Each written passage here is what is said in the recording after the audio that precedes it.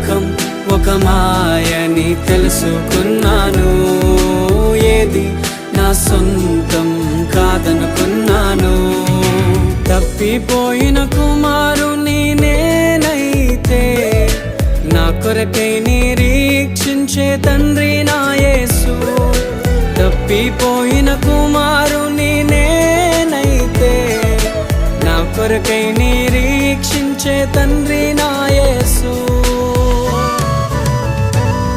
ఈ లోకమంతా నేను వెతకినా నాకు లేదయ్యా ఎక్కడా ఆనందం.